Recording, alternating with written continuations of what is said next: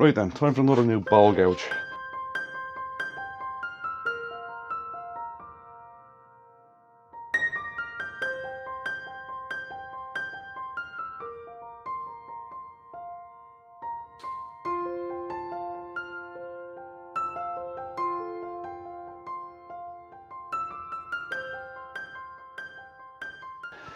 Now, the last time I did one of these was with the Thompson, and I showed a before and after picture of the grind I like and the grind it comes with, and I got asked a lot of times, why didn't you show us how you do it?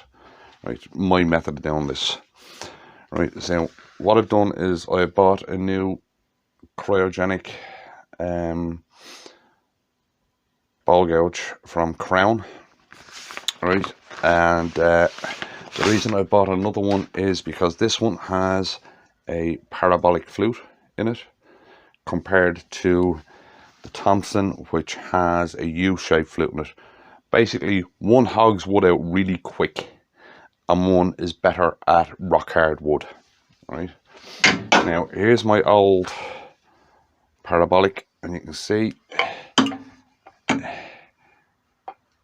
it's nearly at the end of its life. It's really short. I'm finding out when I'm doing the inside of bowls, it's diving. So I'm gonna put my preferred grind on this one, and this time I'm gonna show you how to do it. Now, if you just want to get to the bowl and don't want to watch how I do this, then go to this time here. Right, let's get on with this. Now, the first thing you got to do is get that angle there, right? Is to get your bevel angle at the front. Now, I will freely admit I have no idea what that is. I think it's around a 60, but I'm not 100% sure. But it's the angle I use. It's the angle I like. Right, the easiest way of doing that is, right, now this is set up for my angle on my ball gouge. Right, using the Wolverine and the Barley grind. Excuse me if I kind of snuffle or cough a bit. I have a cold. It's not the virus because I'm fully vaccinated. I kind of shot up the list because of the Lyme disease. Right. Now, what I'm going to do is I'm going to colour in the bevel a bit, just to double check. Sorry, camera's in a weird place. I'm trying to figure all this out. There you go. Right, colour in the bevel. Right. Flip it in, give it a quick spin. Right, I'm getting the line all the way up. Right, so now I'm going to do the exact same thing with the new one, just to check that that line is exactly the same. Because even though they're both crowns, I would say that this is not the same as my bevel. But you never know, we might be lucky. Right. Coloured in the bevel. Quick spin.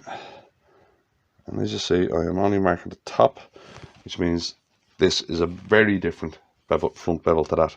So the first thing I want to do is get that front bevel to the same as that. Right, now I have a thing of water here. Right, I'm going to make sure that this steel does not get hot. Right, double check that. Yeah, right. How I'm going to do that is I'm going to, every time I cut, I'm going to dip in here, and I'm going to dip it in first because the water will help dissipate the heat. You know, all I want to do is get that front bevel the same to start with.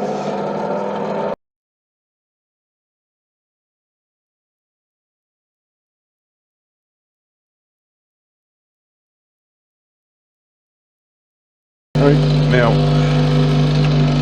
there's my front bevel. It's now the same, but as you can see, it's got a big U in it, which is not a good look for a bevel. But I'm not too worried about it because I'm going to grind that right back. The wings are going to be way back here. Right? And when I grind it way back there, that dip will go out of it. Right? Now, next thing I want to do is get the wings into it. Now, there's two ways of doing this. Right? You can either put your platform fully flat. This is the way Doug Thompson does it. Right. Yet again, keep it cold. Right, I am not quenching in water. I'm actually just making sure it doesn't get hot enough that I have to quench. Right? And you can do it straight on like that to get your wings into it. Right? Or my preference is actually tilt that. Right? It doesn't really matter the tilt because you're not going to be actually using the tilt. Right? Put that flat on there. Right? Push it and run it up and down.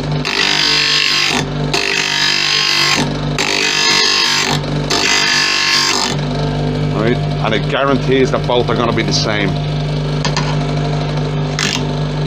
Right? Dip, remember, always dip frequently to make sure the steel never gets hot enough so you actually quench it.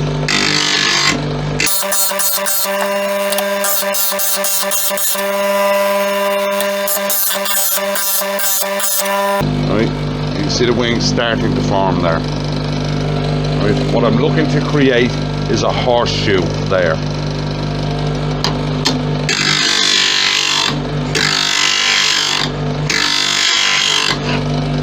Now, the further up the wheel you go, the longer your wing is going to get.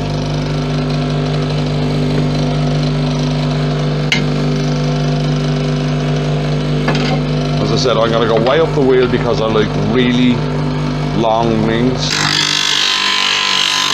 It's for the side bevel cut that I like using. That's why I like the really long wings. Right, nearly there.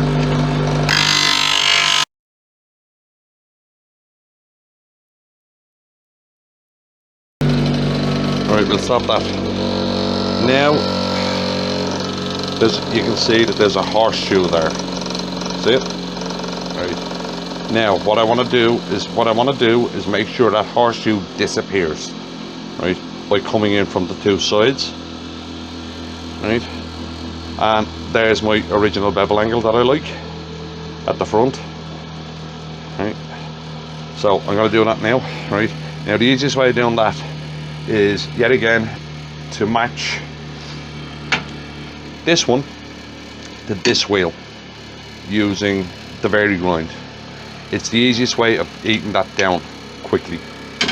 Right? And yet again, remember, keep it cool. Do not let it ever get hot enough that you have to quench it. Right then, now this thing is finally stopped. Right? Now, it's very easy to do this on the CBN wheel because the CBN wheel never changes size. But saying this out, this side is not a CBN wheel. I actually have to match it up anytime I'm doing this. Right, I'm just going to move the camera slightly so I can actually get in there to see what I'm doing. Hopefully that will give you a better view of it too. Right then. That's the case of the same thing again. See if it matches, which it doesn't. I didn't think it would. It come out a little bit. Am I getting a line? No, I'm not. Got another little bit. Am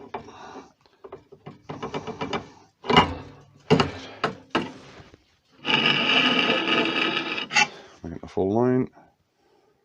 Quite possibly, actually. Although I think I might be out slightly a bit far.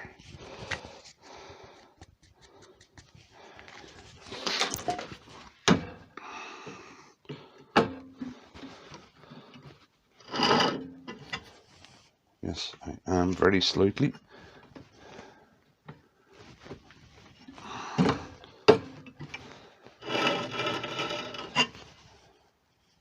There we go, there's a full line. See it? Hopefully this thing will focus. You can probably see that glint just there. Alright, I'm getting a full line on that, which means that's set up properly now to grind my wings in. Now, when I'm doing my wings, I do not want to grind that tip. Right, I only want to grind here and here until it's way down. By the time I get to grinding that tip, I'll be back on the CBN wheel because I'll only be taking minute amounts of metal off.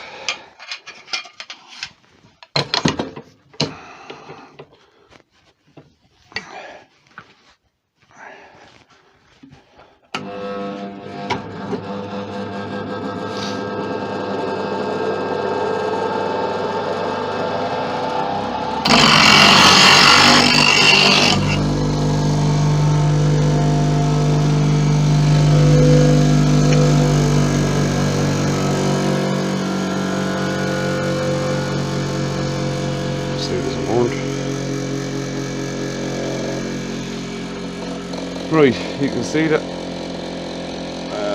We can get this light. Right, you can see the wings are starting to form the length of them. Right, now I'm going to go over to this. If you look there, right, if I can get it into the light, maybe. Right, I don't know if you can see it. I don't know if the camera's picking it up, but the horseshoe is there. Right, but it's getting quite thin. There's a horseshoe around there, but it's getting quite thin. So I'm going to go back to the CBN wheel now to finish that off, so that I don't take too much steel off it. And as I said, when the CBN wheel is easy, I have a mark here and the Wolverine jig. I just line that up to there.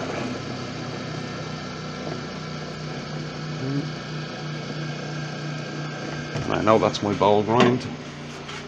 Double check the depth,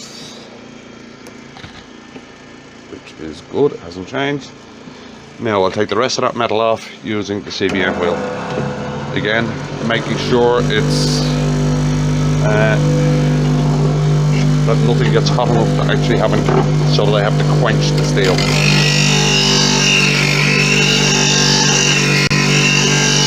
And I'll make those wings longer as I'm doing this.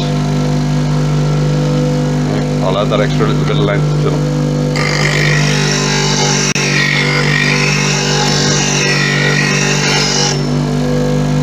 Now, I actually roll my wings over slightly because of the side bevel cut.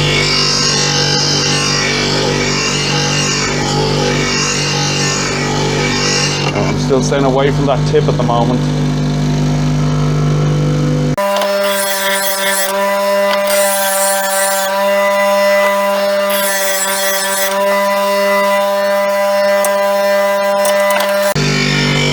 Start rolling the tip now.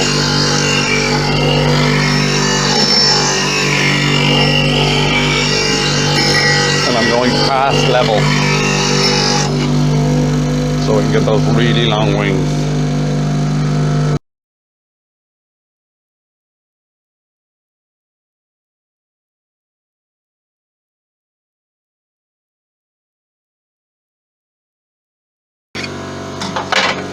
Right, I'll just dry this off. I'll show it to you then. Right, so there we go. Come on, camera, focus, focus, focus. Right, there is my preferred long Irish grind. No burning on the metal because I never let it get hot enough to have to quench it. Right, now we'll get on with this bowl. Right, so let's put this thing through its paces.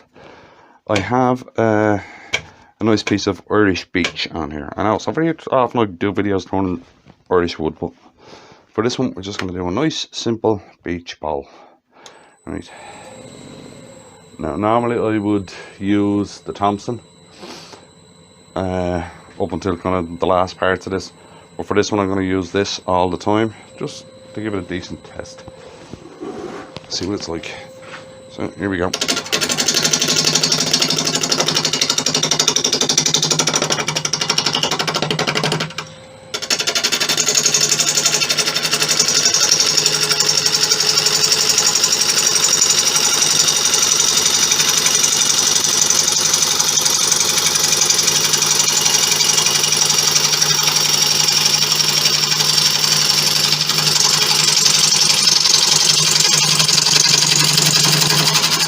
And this is a piece of kiln dried beech.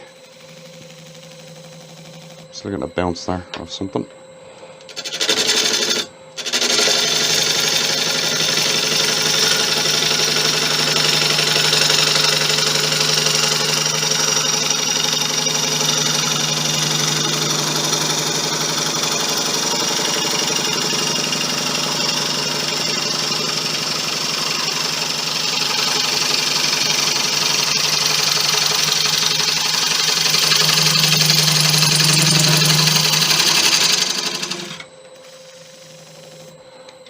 It's my usual Killarney wood. There's just a couple of touches there, and cuts beautifully.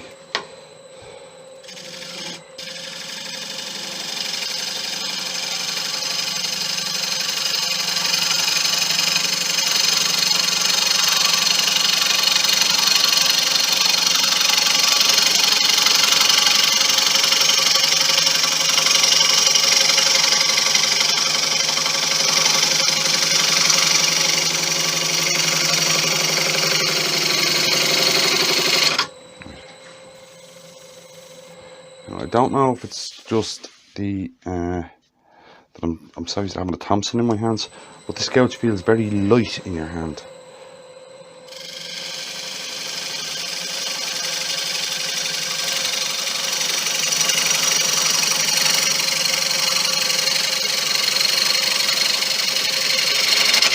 Even compared to the other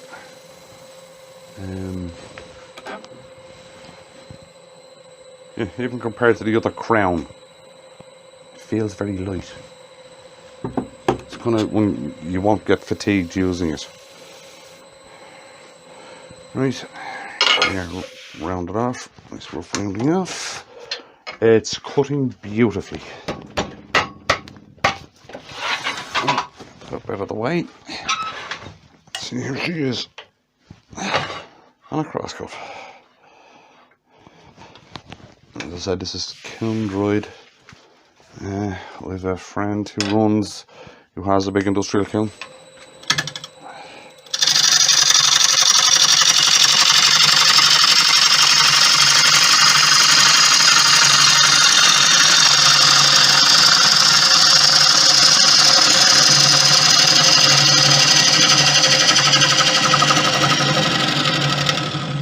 And sometimes if he's doing a run, he has a little bit of space left, he'll let me throw the odd couple of pieces in, which is very handy.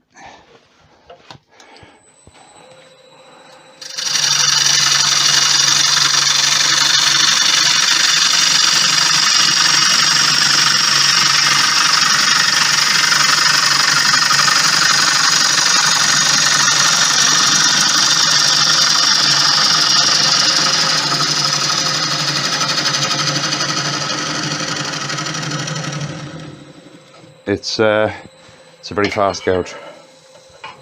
I'm liking the speed. It's very quick.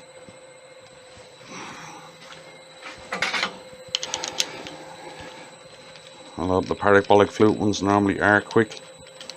They travel quickly. They don't hog off as much wood, but they normally travel quite quickly. Right, and that one, the whole thing about this is, if I can get to the end of this bowl without having to re-age that, and the cryogenic stuff is really good. Right, I'm going to use a recess. See that? Let's put some light on it. Now we can see what we're doing.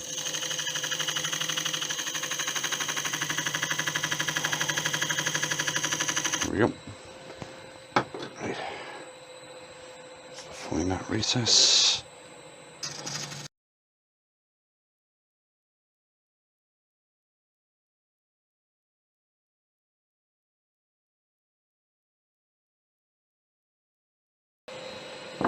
Right, now let's start shaping this bowl.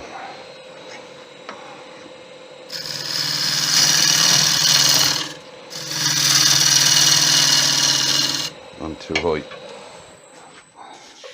So we're going to cut it back. But even at that height, the gouge is cutting lovely.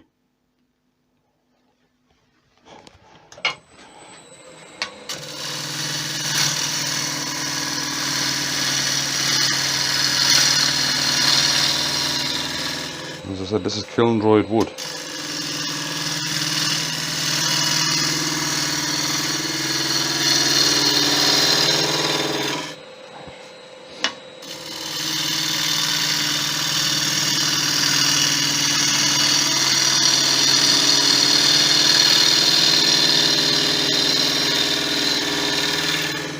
I'm actually cutting this bowl slightly faster than I normally would, just to see how the gouge handles it.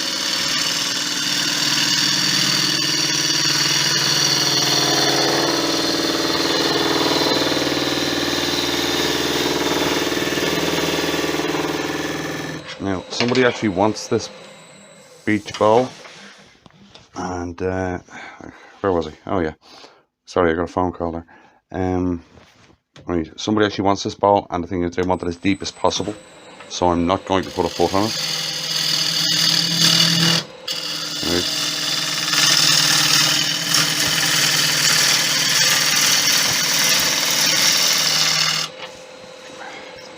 This video is another one of those where I'm killing two birds with one stone.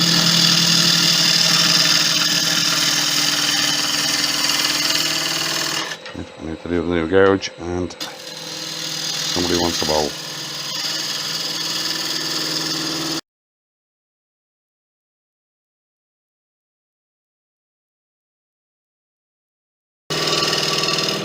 As I said, I'm really trying to test this gouge.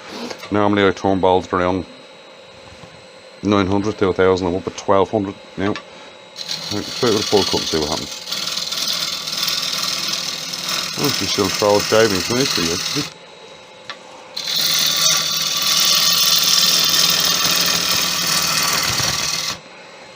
Yeah, still throws shavings nicely. Right, now, get some neatness back into this.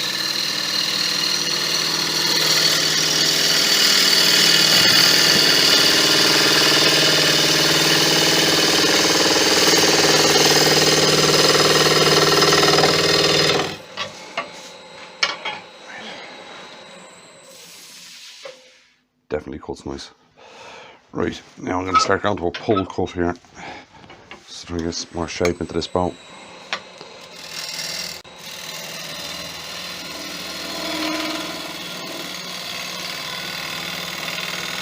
Right, and this isn't the side bevel cut, this is just a straightforward pull cut.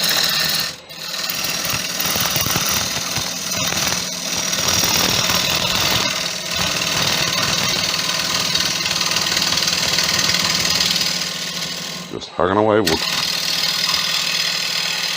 Not worried about surfaces or anything. Right, I just want to get a rough shape into this.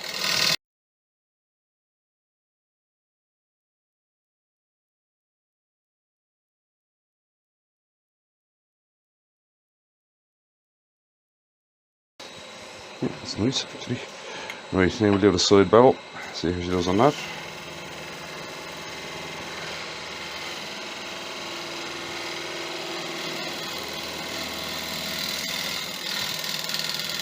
Flying on the pull, flying on the push. Not bad, not bad at all, actually.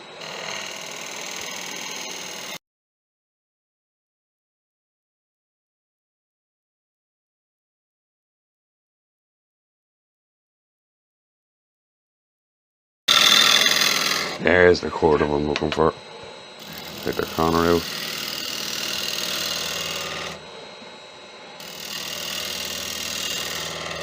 Yeah, that's the curve I'm looking for. Right. Just a little bump just there.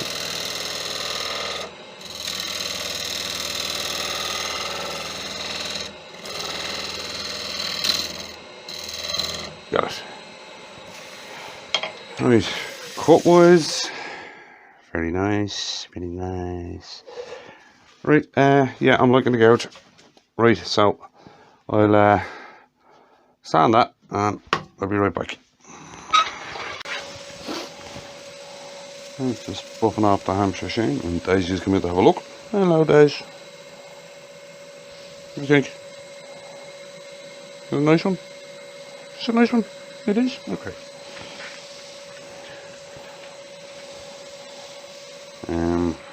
Right.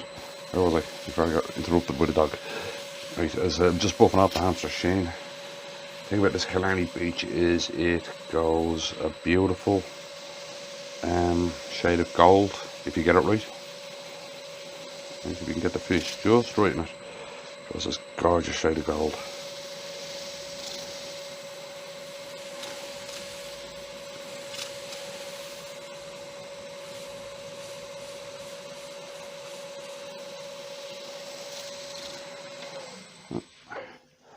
There we go. This little knot just there.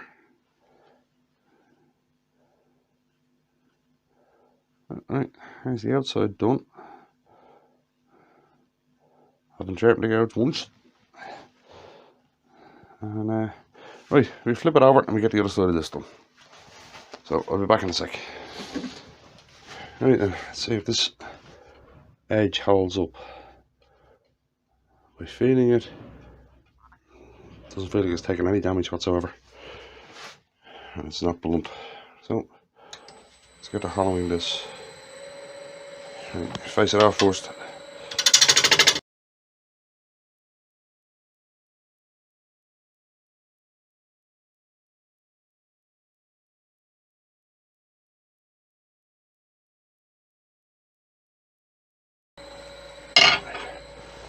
to find it with the bowl.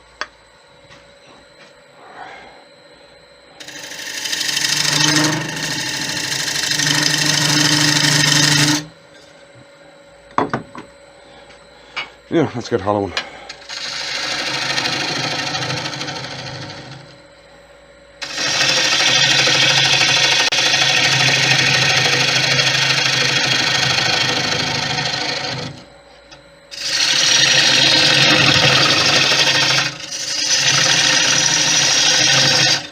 Speed it a little bit. I'm up at 950.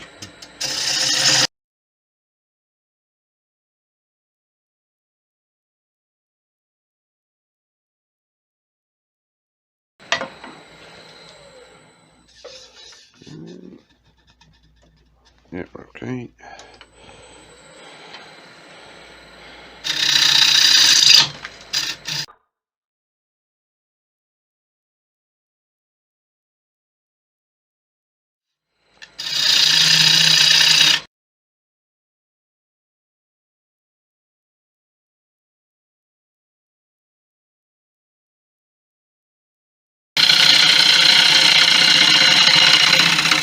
Sounds like there's a knot in there. There is there.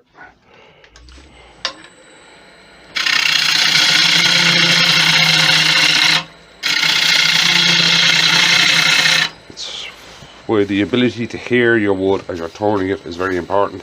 It'll tell you things your eyes won't.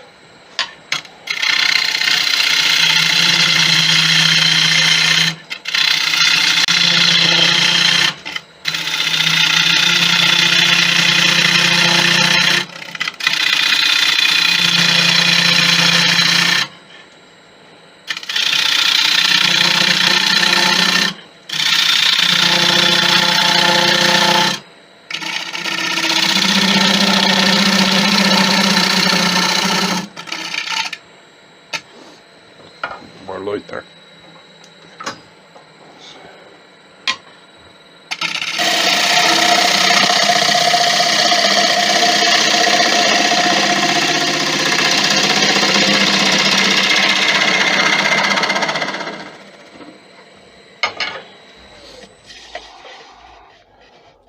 Yep, not bad at all. Right. Now we get the sand on that, and I'll be back in a minute.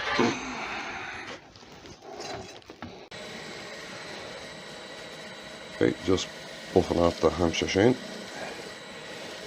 And if you enjoyed the video, if you wouldn't mind clicking like, and if you're so inclined, the subscribe button would be most appreciated. And share it out a bit. Right, this really is gorgeous. I love the colour this Killarney Beech goes. I've used beech from up country as well. That's whiter for some reason. Could be something to do with the bogland that's in it's around Killarney.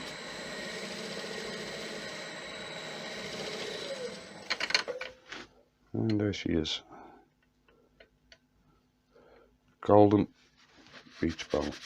Some people dream of lying on a golden beech. This is the golden beech I dream of. It's a little buff mark just there.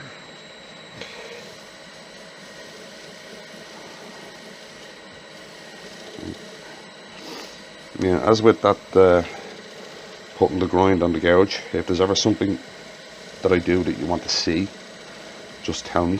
Right, I've been asked a lot of times about the finish, about my finishing process. I will do a video on it, but that will be a video all on its own. Won't be with something else.